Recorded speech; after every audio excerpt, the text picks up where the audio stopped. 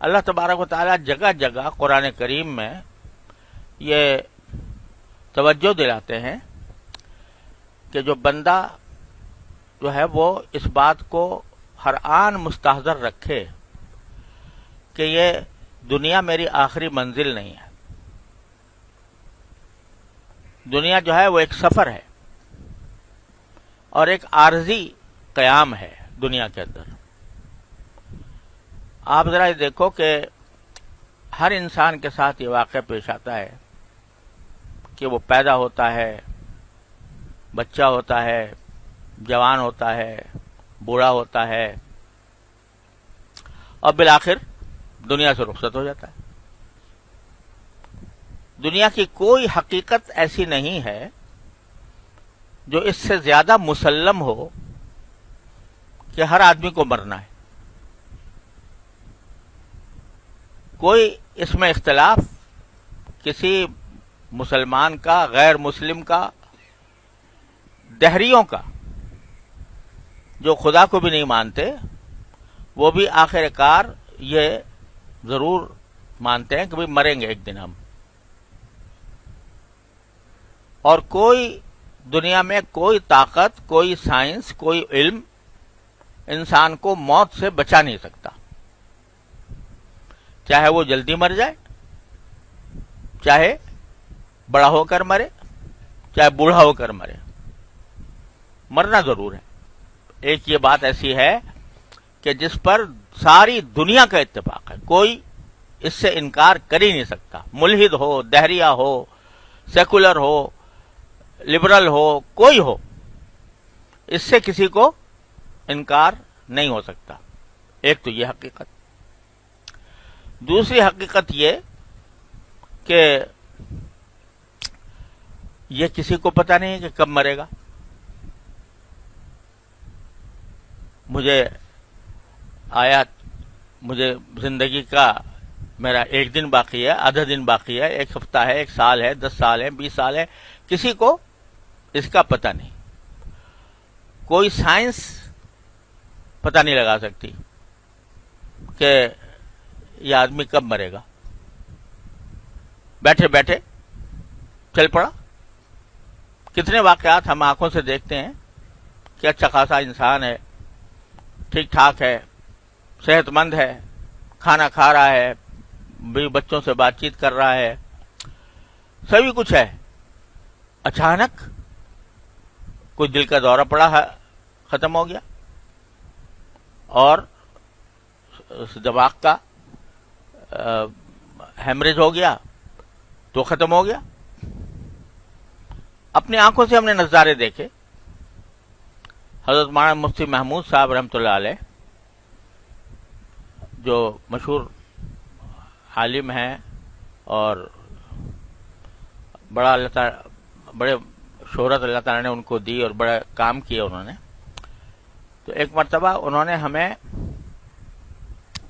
زکوٰۃ کا ایک مسئلہ تھا جس میں ہماری طرف سے جو فتویٰ جاری کیا گیا تھا اس میں، اور حضرت مفتی محمود صاحب رحمۃ اللہ علیہ نے جو فتویٰ جاری کیا تھا اس میں کچھ اختلاف ہو گیا تھا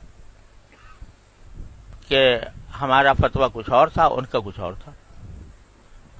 حضرت مفتی صاحب سفر کر کے عمرے کے لیے تشریف لے جا رہے تھے. تو یہاں نوری ٹاؤن کے مدرسے میں تشریف فرما تھے، اگلے دن عمرے کو جانا تھا. تو انہوں نے ہمیں اپنی شفقت سے ہمیں بلایا کہ بھئی آ کے ذرا اس موضوع پر بات کر لیں آپس میں، اور جو تمہارا موقف ہے تم بیان کر دو، جو ہمارا ہے وہ بیان کر دیں، پھر دیکھیں کوئی راستہ اتفاق کا نکل آئے. تو بھائی صاحب حضرت مولانا مفتی محمد رفیع صاحب اور میں، ہم دونوں گئے بنوری ٹاؤن. حضرت مفتی صاحب رحمۃ اللہ علیہ کا بڑا معاملہ شفقت کا تھا اور اتنا پیار تھا، یعنی گفتگو میں اور ہر چیز میں. تو انہوں نے، وہ بھی پان کھاتے تھے، ہم بھی پان کھاتے تھے، اور مفتی صاحب جو ہیں وہ بعض اوقات اپنی بے تکلفی میں میرے پاس پان کا وہ ہوتا تھا ڈبہ بٹوا، تو ہے چھوٹا سا ہوتا تھا، اب تو وہ کم ہو گیا معاملہ، پہلے تو بہت کھاتا تھا میں، تو اس وجہ سے اس میں رکھ کے لے جاتا تھا کہیں جانا ہوتا تھا تو حضرت مفتی صاحب کی عادت تھی، یعنی شفقت کی وجہ سے، کہ خود ہی ہاتھ بڑھا کر وہ بٹوا لے لیتے تھے، کہا بھائی پان کھائیں گے تمہارا. اس طرح بالکل یعنی خوش بخوش اور بہت ہی نشاط طبع، کوئی طبیعت میں ادنا بھی کوئی کمزوری نہیں تھی، اور پان بھی لیا اور اس کے بعد پھر بات چیت بھی شروع کی، اور بات چیت شروع کرتے کرتے ایک دم سے یہاں ہاتھ رکھا اور ختم، ایک دم سے ہاتھ رکھا اور گر گئے. ہم لوگ اٹھا کے لے کے گئے ہسپتال، تو ہسپتال جا نے کہا کہ یہ تو ختم ہو چکے. بیٹھے بیٹھے بات کرتے ہوئے عمرے کا سفر تیار، اور یعنی آدمی اگر بیمار ہو تو عمرے کا سفر تو نہیں کرے گا نا، لیکن کوئی بیماری نہیں تھی، کوئی پریشانی نہیں تھی، اور بیٹھے بیٹھے ختم ہو گئے. انا للہ و انا الیہ راجعون. اب ہم دیکھتے ہی رہ گئے کہ بات کرتے کرتے کرتے کرتے اچانک ہاتھ یہاں رکھا سر پہ بس اور گر گئے. تو کس آدمی کا کیا بھروسہ ہے کہ کس وقت تک وہ زندہ رہے گا؟ تو لیکن یہ دو حقیقتیں ایسی ہیں، ایک یہ کہ موت ضرور آئے گی، دوسرا یہ کہ کچھ پتہ نہیں کب آئے گی، کب آ جائے گی. اتنی دو حقیقتیں مسلم ہیں کہ اس کا کوئی شخص دہریے سے دہریہ، ملحد سے ملحد انکار نہیں کر سکتا. مگر اتنی ہی جتنی یہ حقیقتیں مسلم ہیں، اتنی ہی آنکھوں سے اوجھل رہتی ہیں. دماغ میں یہ ہے کہ بھئی ہم تو ٹھیک ٹھاک ہیں اور چل رہا ہے کام، کھا رہے ہیں پی رہے ہیں، خود اپنے ہاتھوں سے مردوں کو دفن کر کے آتے ہیں، مٹی دے کے آتے ہیں، جنازے اٹھاتے ہیں، اور ہنستے کھیلتے باہر آ جاتے ہیں کہ بھئی یہ تو اس کے ساتھ ہو گیا معاملہ، ہمارے ساتھ تو نہیں. تو یہ جتنی مسلم حقیقتیں ہیں اتنی ہی ان سے غفلت ہے. قرآن کریم جگہ جگہ جگہ جگہ یہ احساس دل میں پیدا کرتا ہے کہ الیک المصیر. اب دیکھو قرآن کریم کہتا ہے کہ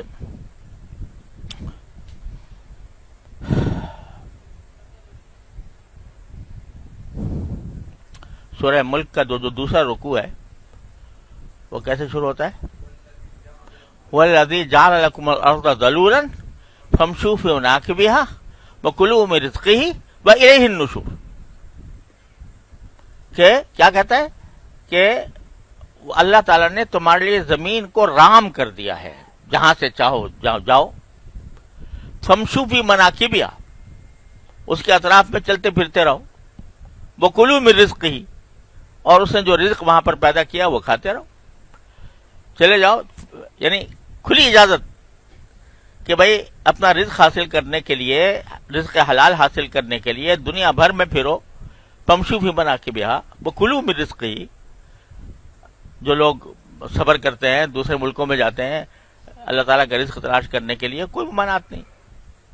يَضْرِبُونَ فِي الْأَرْضِ يَبْتَغُونَ مِن فَضْلِ اللَّهِ، زمین میں سفر کرتے ہیں اور اللہ کا فضل تلاش کرتے ہیں، یعنی رزق تلاش کرتے ہیں. تو کلوا من رزقہ، کھاؤ، لیکن ہر وقت یاد رکھنا وَإِلَيْهِ النُّشُورُ،